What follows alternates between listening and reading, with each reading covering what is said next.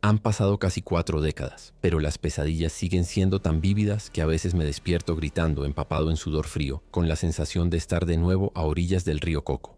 Me llamo Alejandro, y era parte de un batallón de ingeniería de combate del ejército estadounidense.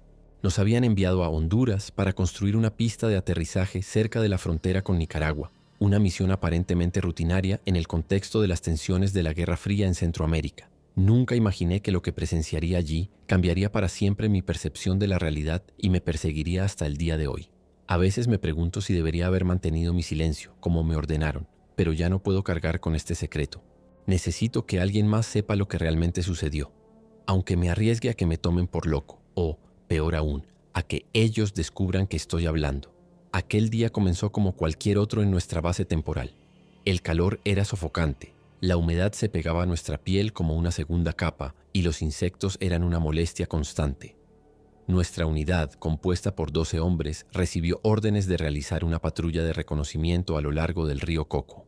El sargento Donovan nos dijo que era una simple misión de rutina para familiarizarnos con el terreno y verificar posibles rutas para el transporte de materiales de construcción. Recuerdo haberme sentido irritado por tener que adentrarnos en la selva con ese clima infernal. Pero como soldado veterano sabía que no tenía sentido quejarme. Cargamos nuestro equipo básico, algunas provisiones y armas reglamentarias, sin imaginar que pronto desearíamos haber llevado todo el arsenal disponible en la base. El camino hacia el río fue agotador. Macheteábamos la vegetación densa que parecía crecer ante nuestros ojos, mientras el barro se adhería a nuestras botas haciéndolas pesar el doble. El olor a vegetación en descomposición y tierra húmeda lo impregnaba todo, mezclándose con nuestro sudor y creando una atmósfera opresiva que dificultaba hasta la respiración. Llegamos al río cerca del mediodía. A pesar del cansancio, recuerdo haber sentido cierto alivio al ver el agua fluyendo, pensando ingenuamente que podríamos refrescarnos un poco antes de continuar con nuestra misión.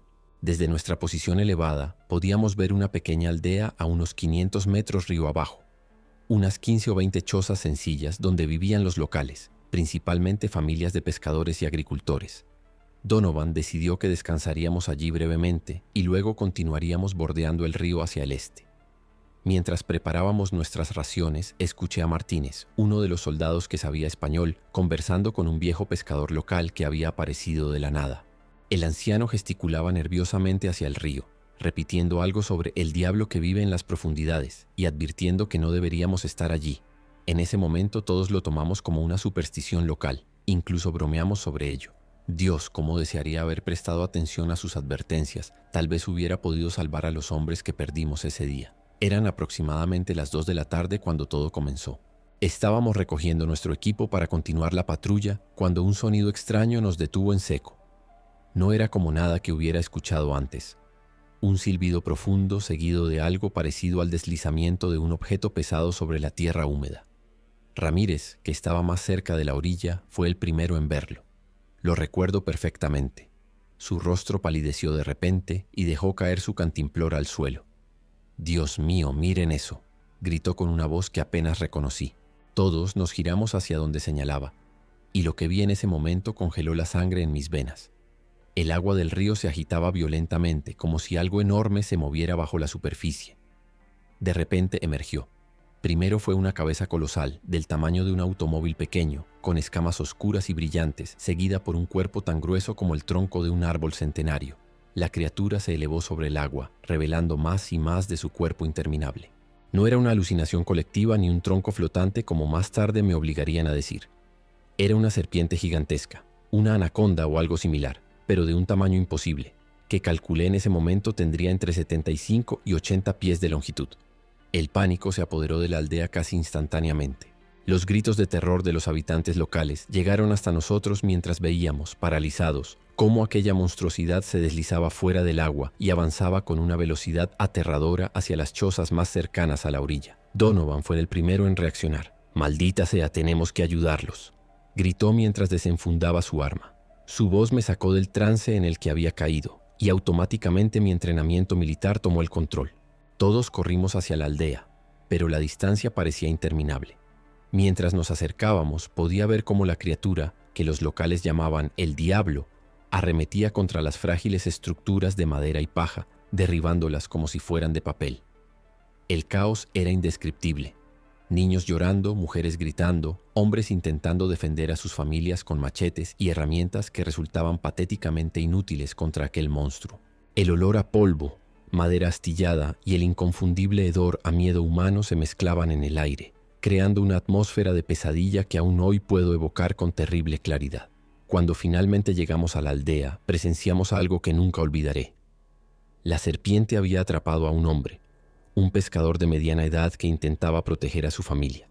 Vi con horror cómo aquella bestia lo envolvía con su cuerpo masivo, apretándolo hasta que pude escuchar el crujido de sus huesos rompiéndose. El hombre gritó, un sonido desgarrador que se cortó abruptamente cuando la criatura aumentó la presión. Luego, en un movimiento fluido y terrible, la serpiente abrió sus fauces de manera imposible y comenzó a engullirlo entero. En ese momento Donovan dio la orden de abrir fuego. El sonido de nuestras M16 rompió el aire mientras descargábamos una lluvia de balas sobre la criatura. Esperaba ver a la bestia caer, pero las balas parecían rebotar en sus escamas o simplemente penetrar sin causar ningún efecto visible. La serpiente se giró hacia nosotros y juro que vi inteligencia en aquellos ojos amarillentos, una conciencia antigua y malévola que nos evaluaba como a meras presas.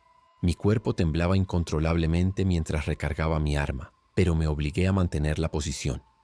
No podía creer lo que estaba presenciando.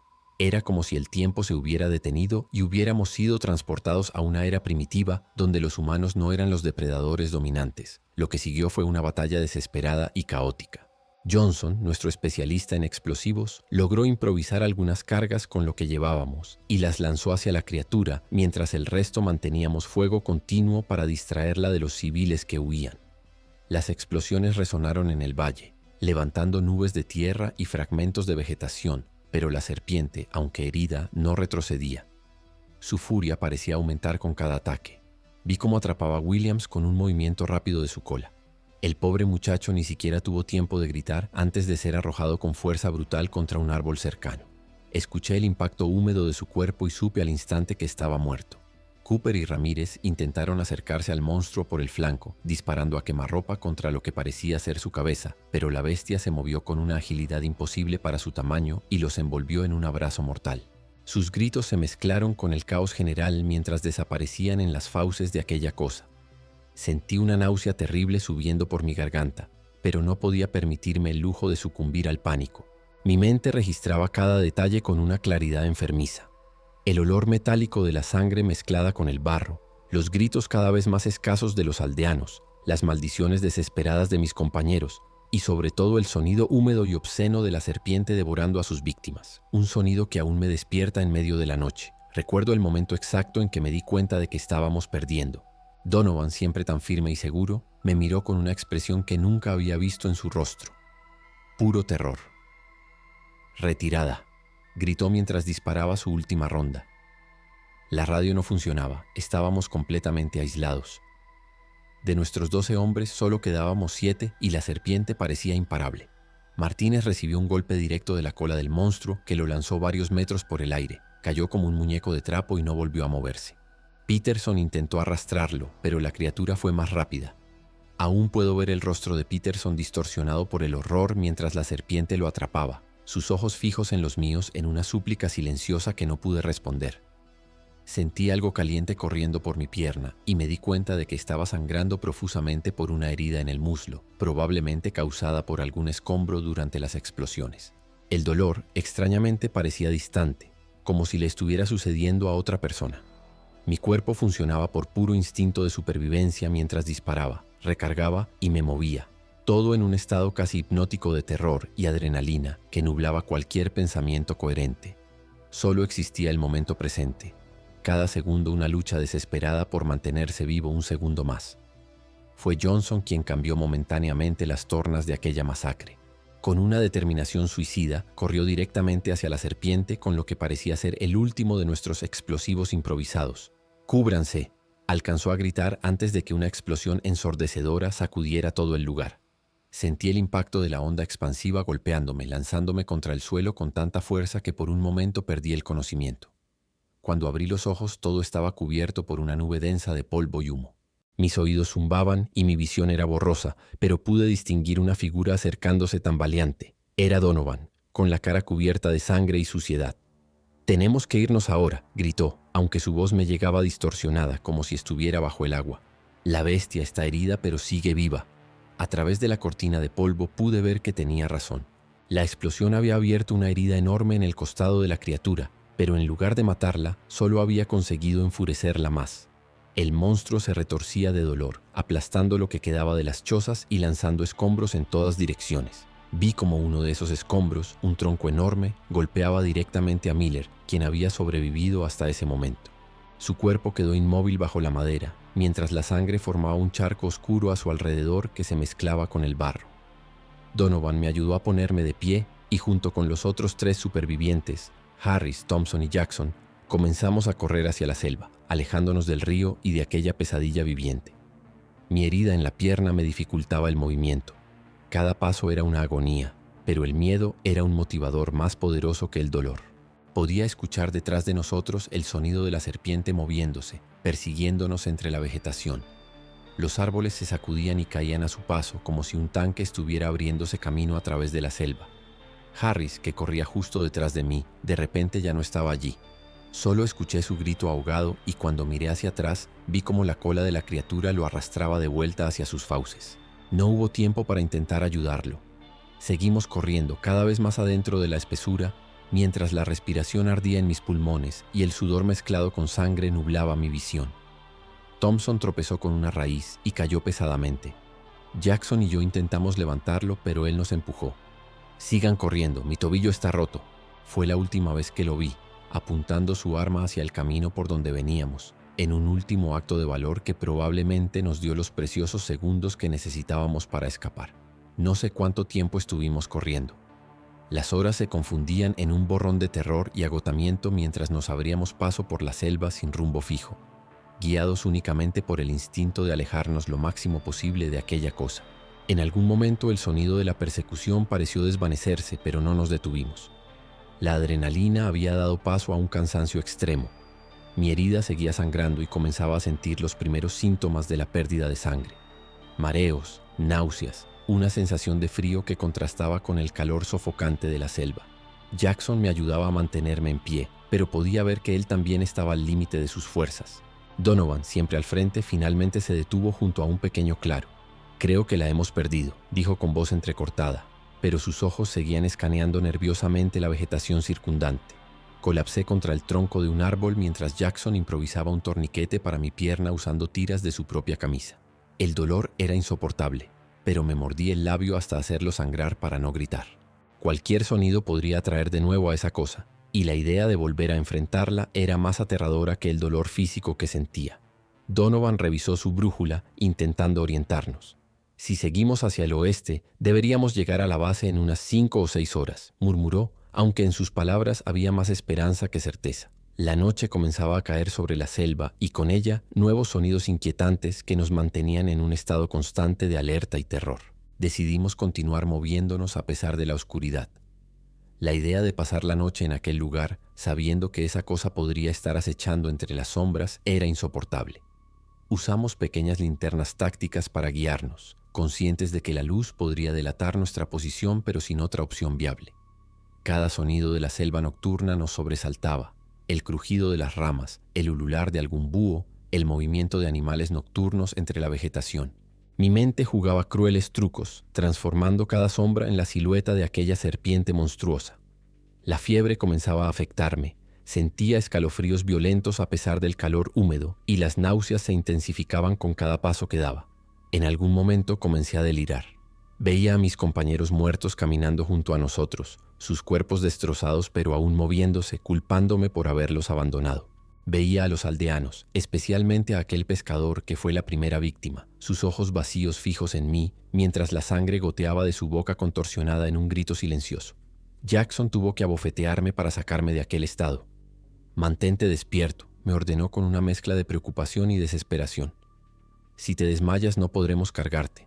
Sus palabras, duras pero realistas, me anclaron momentáneamente a la realidad, aunque las visiones seguían acechando en los bordes de mi conciencia, esperando el momento en que mi mente volviera a debilitarse. Al amanecer, milagrosamente encontramos una carretera de tierra. Donovan casi lloró de alivio al verla. «Esta debe ser la ruta que conecta con la carretera principal hacia nuestra base». dijo con voz ronca por el agotamiento y la deshidratación. Decidimos seguirla, moviéndonos más lentamente ahora que estábamos fuera de la espesura de la selva. Mi estado había empeorado considerablemente. La herida en mi pierna mostraba signos claros de infección, con líneas rojas extendiéndose hacia arriba, y apenas podía mantenerme consciente. Jackson y Donovan me sostenían uno a cada lado, prácticamente arrastrándome. Fue entonces cuando escuchamos el sonido más hermoso del mundo: el motor de un vehículo acercándose. Un jeep militar apareció en la distancia, y Donovan usó su última bengala para señalar nuestra posición. Recuerdo vagamente ser cargado al vehículo, las preguntas frenéticas del conductor, un joven cabo cuyo nombre nunca supe, y luego la oscuridad me engulló por completo. Una oscuridad que, al menos en ese momento, era preferible a la realidad que acabábamos de vivir. Desperté 3 días después en el hospital de campaña de la base. Los médicos habían logrado salvar mi pierna, aunque me dijeron que las cicatrices y el daño muscular me acompañarían de por vida. Lo primero que pregunté fue por mis compañeros. Me informaron que Donovan había sobrevivido con heridas menores, pero Jackson había fallecido durante el trayecto de regreso a la base debido a una hemorragia interna que nadie había detectado. De los 12 hombres que salimos en aquella patrulla, solo 2 habíamos regresado con vida. Esperaba que comenzaran inmediatamente un operativo de búsqueda y rescate, o al menos una misión de reconocimiento para verificar lo que habíamos reportado. Pero lo que sucedió fue completamente diferente y, en muchos sentidos, más perturbador que el propio encuentro con aquella criatura infernal. A las pocas horas de recuperar la conciencia, recibí la visita de 2 hombres vestidos de civil pero con un innegable porte militar. No se identificaron más allá de decir que venían de arriba, y comenzaron un interrogatorio que duró horas. Al principio relaté los hechos tal como los recordaba: la serpiente gigantesca, el ataque a la aldea, la muerte de mis compañeros. Ellos escuchaban en silencio, tomando notas ocasionalmente, sus rostros impasibles como máscaras. Cuando terminé, el más alto de los 2 me miró fijamente y dijo algo que me heló la sangre. «Esa no es la versión que va a contar, soldado. Eso nunca sucedió». Pensé que estaba bromeando o que era algún tipo de prueba psicológica, pero la seriedad mortal en sus ojos me dijo lo contrario. Comenzaron a presentarme una versión alternativa de los hechos. Habíamos visto un tronco enorme flotando en el río que, debido al estrés y las condiciones de la selva, confundimos con una serpiente. La aldea había sido destruida por una inundación repentina y mis compañeros habían muerto en diversos accidentes tratando de ayudar a los locales, algunos ahogados, otros aplastados por escombros. Mi herida había sido causada por un trozo de metal oxidado durante el caos. Cuando intenté protestar, señalando que Donovan podría corroborar mi versión, el hombre más bajo sonrió con frialdad. El sargento Donovan ya ha dado su declaración, que coincide exactamente con lo que le estamos diciendo. Él entiende lo que está en juego aquí. Me mostraron un documento que debía firmar, una declaración oficial que reflejaba su versión de los hechos. Cuando me negué, su actitud cambió. «Mire, soldado», dijo el más alto inclinándose hacia mí, su voz apenas un susurro amenazante. «Tiene 2 opciones: firmar esto y continuar con su carrera militar, o insistir en su historia de monstruos y terminar en una institución mental con un diagnóstico de estrés postraumático severo y delirios psicóticos. Su elección». El miedo que sentí en ese momento era diferente al que experimenté frente a la serpiente. Este era un miedo frío, calculador, el miedo a ser borrado, a que tu verdad sea negada y reescrita. Bajo esa presión finalmente firmé. Me odiaba por hacerlo, pero en ese momento sentí que no tenía otra opción.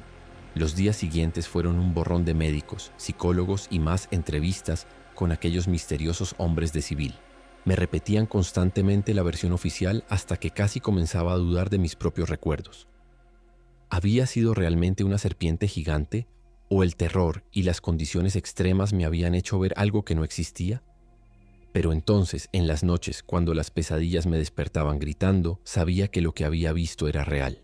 Ninguna alucinación podría dejar esas imágenes tan vívidas, tan detalladas. El sonido específico que hacía la criatura al moverse, el olor peculiar que emanaba de sus escamas, la manera exacta en que la luz se reflejaba en sus ojos amarillentos. Intenté hablar con Donovan una vez, cuando coincidimos brevemente en el comedor de la base. Su reacción me confirmó todo: la forma en que palideció al verme, cómo evitó mi mirada y se alejó rápidamente sin decir palabra. Él también sabía la verdad, pero había elegido enterrarla más profundamente que yo. No lo culpo. Cada uno lidia con el trauma como puede, y quizás su forma de sobrevivir era convencerse de que aquella versión fabricada era la realidad. Para mí, eso era imposible. Cada latido de dolor en mi pierna me recordaba la verdad. Una verdad que había prometido silenciar, pero que ardía dentro de mí como un fuego inextinguible, consumiéndome lentamente. Una semana después del incidente, recibí la noticia de que sería transferido a otra base en Alemania, supuestamente para recibir un tratamiento médico más avanzado para mi pierna.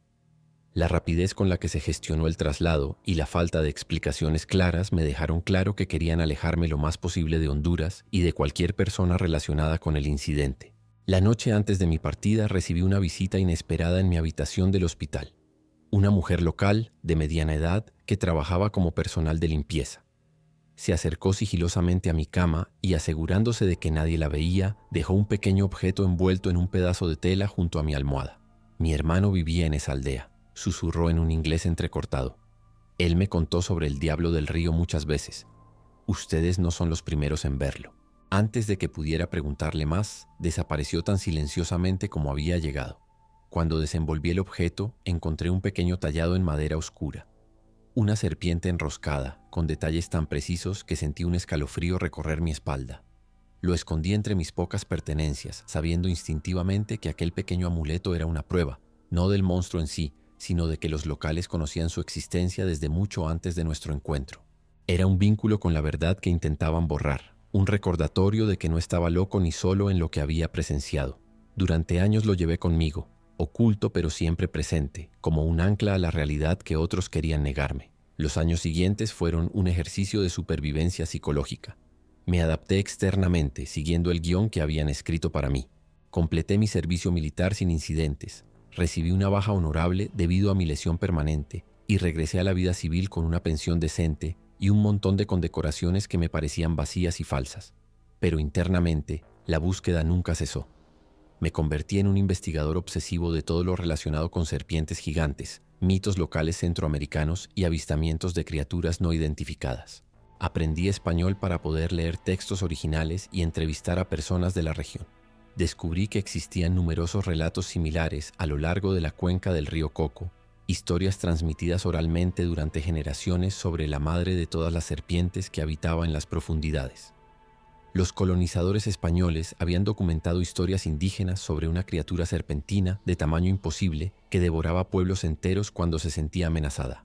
En archivos paleontológicos encontré registros de Titanoboa, una serpiente prehistórica que alcanzaba los 42 pies de longitud y que habitó Sudamérica hace millones de años. ¿Era posible que algún descendiente hubiera sobrevivido, creciendo en el aislamiento de la selva centroamericana hasta alcanzar proporciones míticas? La ciencia diría que no, pero mis ojos habían visto algo que la ciencia actual no podía explicar. Cada nueva información, cada relato similar, cada fósil descubierto era para mí una pequeña victoria, una validación silenciosa de lo que sabía que era verdad. El TEPT, trastorno de estrés postraumático, se convirtió en mi compañero constante, diagnosticado oficialmente pero por razones que solo yo conocía realmente. Las pesadillas, los flashbacks, los episodios de ansiedad aguda. Los médicos los atribuían a experiencias traumáticas genéricas durante mi servicio, y yo dejaba que lo creyeran. Era más fácil así. Probé diversos tratamientos: terapia cognitivo-conductual, EMDR, medicación. Algunos ayudaban temporalmente, pero nada podía borrar completamente las imágenes grabadas a fuego en mi mente. El sonido de agua corriente me paralizaba momentáneamente.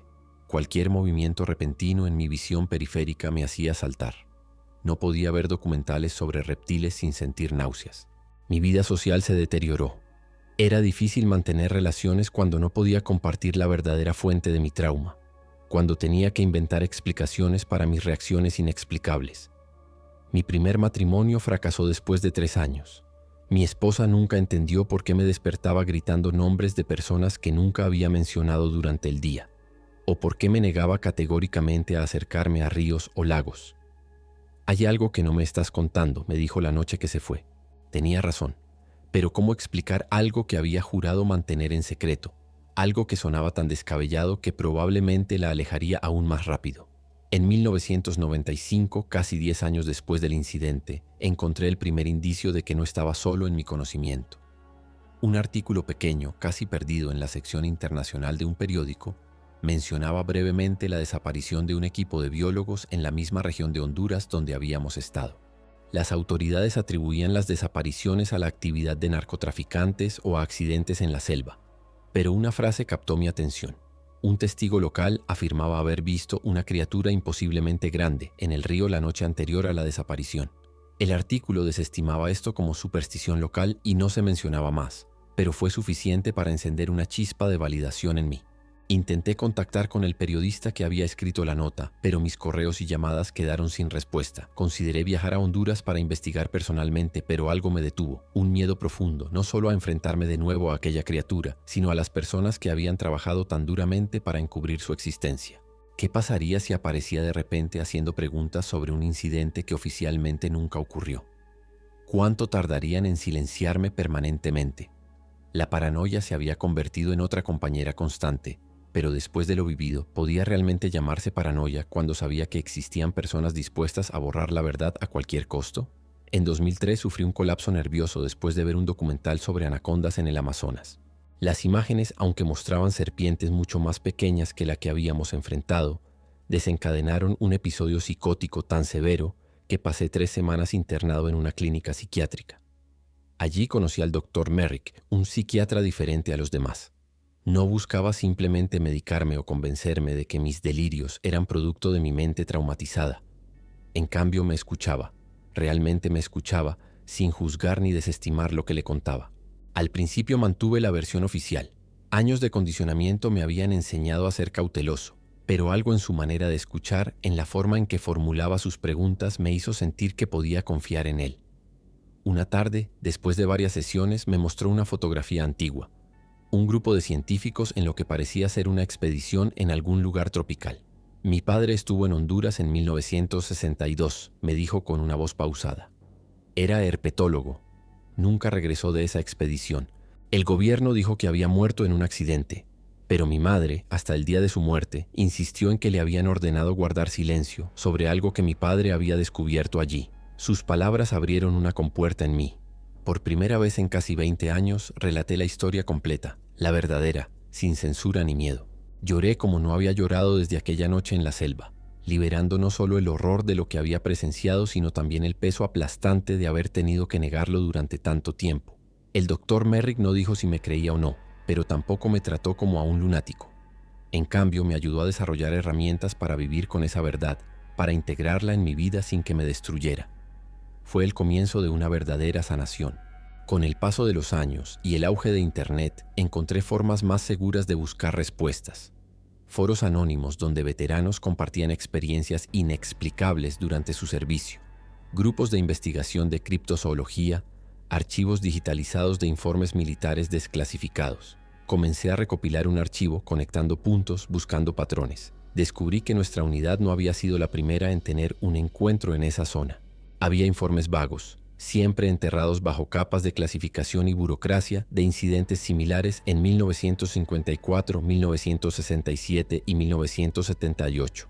Siempre en la misma región, siempre con altas tasas de mortalidad, siempre seguidos de rápidas evacuaciones y explicaciones poco convincentes.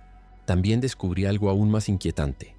Cada cierto tiempo, aproximadamente cada 8 o 10 años, pueblos enteros cerca del río Coco desaparecían o eran reubicados repentinamente por los gobiernos locales, siempre con explicaciones relacionadas con desastres naturales o proyectos de desarrollo. Los patrones temporales coincidían aproximadamente con los avistamientos reportados de la criatura. ¿Era posible que aquella cosa tuviera ciclos de alimentación como algunas serpientes que comen enormes presas y luego hibernan durante largos periodos? ¿O quizás se trataba de más de una criatura? Una especie entera que había logrado mantenerse oculta en las profundidades de una de las selvas más densas del planeta. Cuanto más investigaba, más preguntas surgían, y más convencido estaba de que lo que habíamos enfrentado aquel día era solo la punta de un iceberg mucho más grande y aterrador. En 2010, mi búsqueda dio un giro inesperado cuando recibí un correo electrónico anónimo con un único archivo adjunto, una fotografía borrosa tomada desde lo que parecía ser un helicóptero, mostrando algo enorme moviéndose entre los árboles cerca de un río. La imagen estaba fechada en 2007 y geoetiquetada en una ubicación a menos de 20 kilómetros de donde habíamos tenido nuestro encuentro. El mensaje que acompañaba la foto era críptico. No estás solo. Algunos de nosotros seguimos buscando la verdad. Intenté responder, rastrear el origen del correo, pero quien lo envió había tomado precauciones exhaustivas para mantenerse anónimo. La fotografía, aunque no era concluyente por sí misma, reavivó mi determinación. La guardé junto con mi creciente colección de evidencias, sintiendo una extraña mezcla de validación y temor. Alguien más sabía, alguien más estaba investigando, y ese alguien había decidido contactarme. ¿Por qué yo?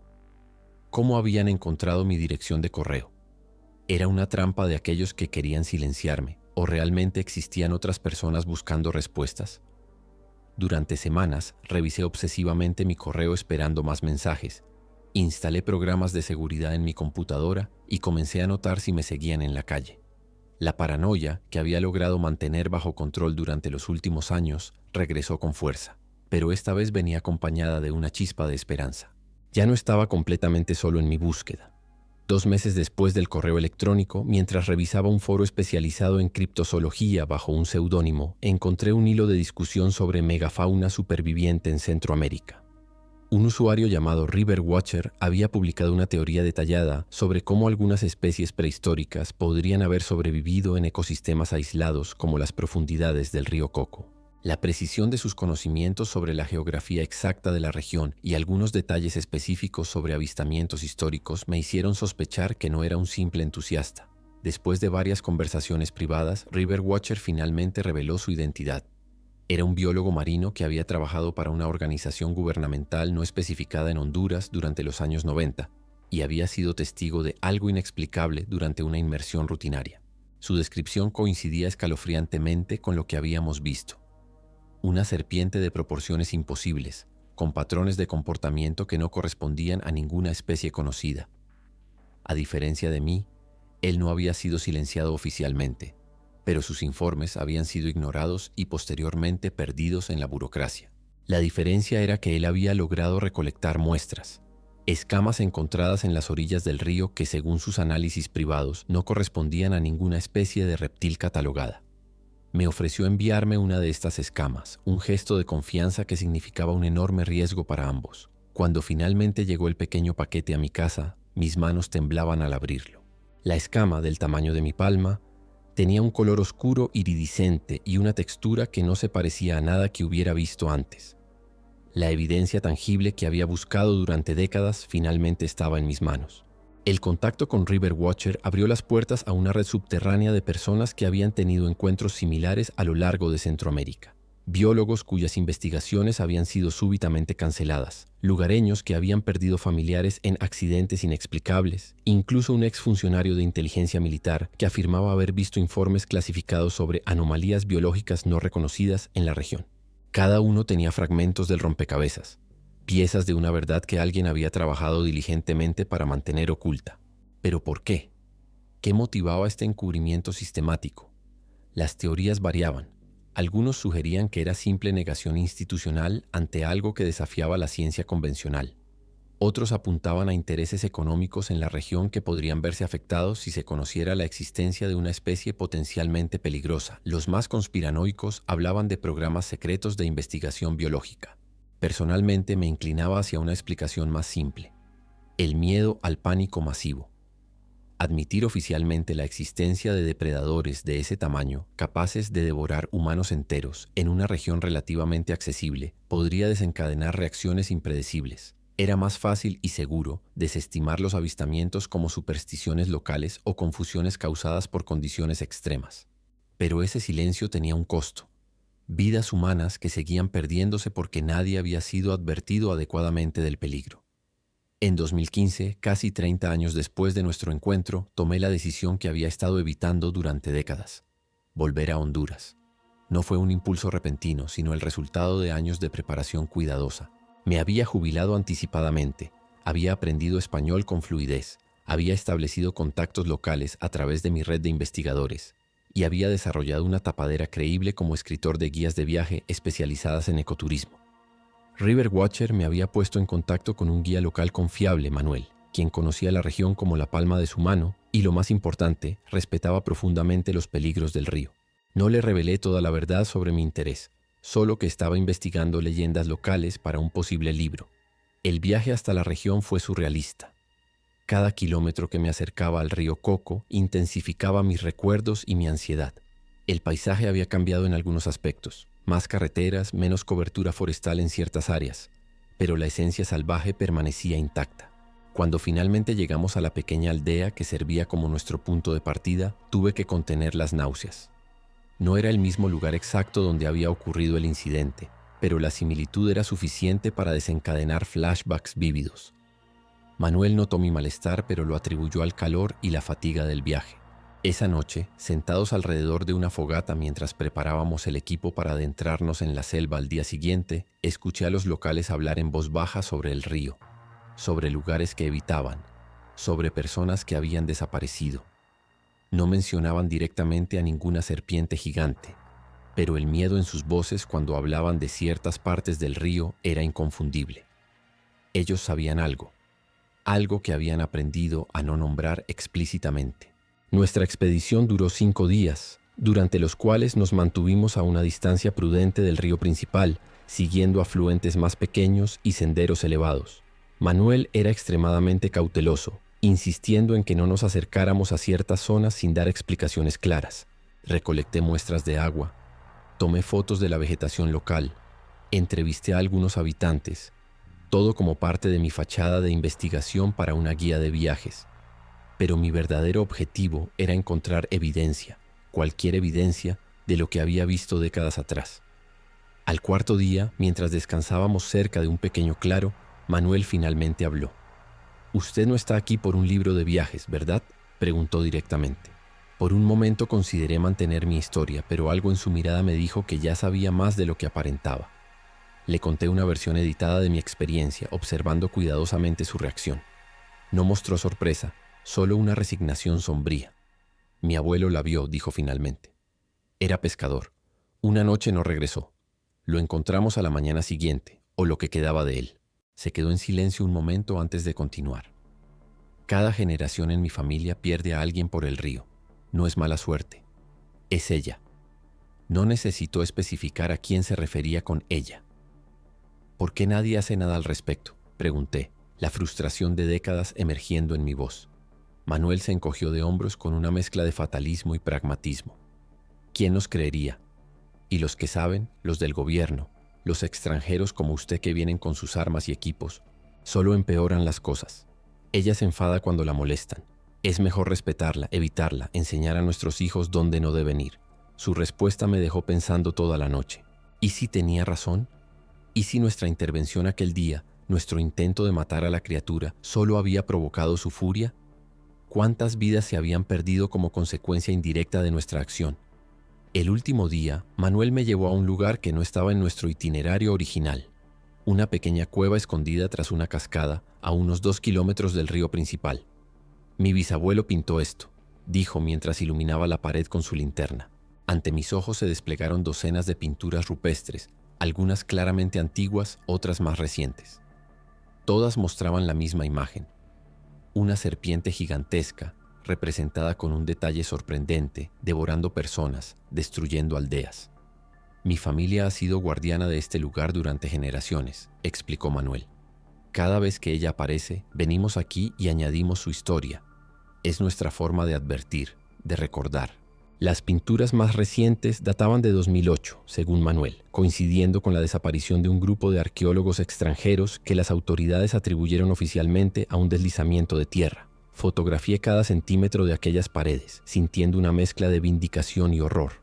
Aquí estaba la evidencia histórica que había buscado, la prueba de que lo que habíamos enfrentado no era un fenómeno aislado, sino una presencia antigua, conocida y temida por los habitantes locales durante generaciones. Antes de marcharnos, Manuel añadió algo que me heló la sangre.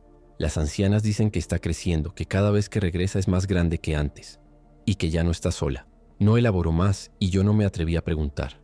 Algunas verdades son demasiado pesadas para cargar con ellas. Regresé a Estados Unidos con mi colección de evidencias ampliada, fotografías, muestras de agua y sedimentos del río que esperaba analizar, grabaciones de testimonios locales, siempre protegiendo la identidad de los informantes, y lo más valioso, las imágenes de las pinturas rupestres.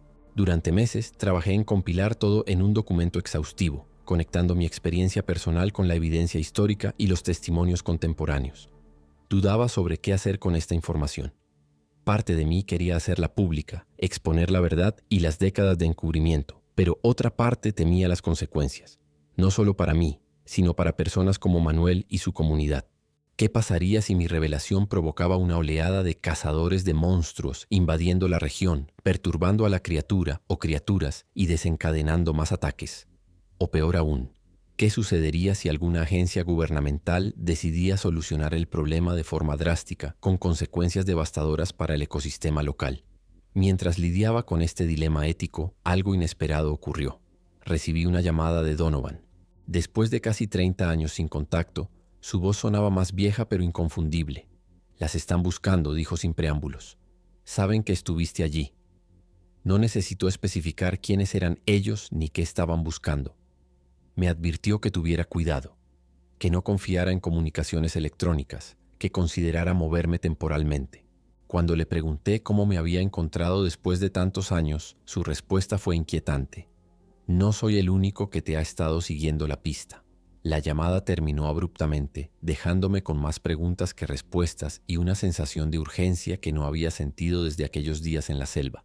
Y así llegamos al presente. Escribo este testimonio desde un lugar que no revelaré, usando conexiones seguras y seudónimos.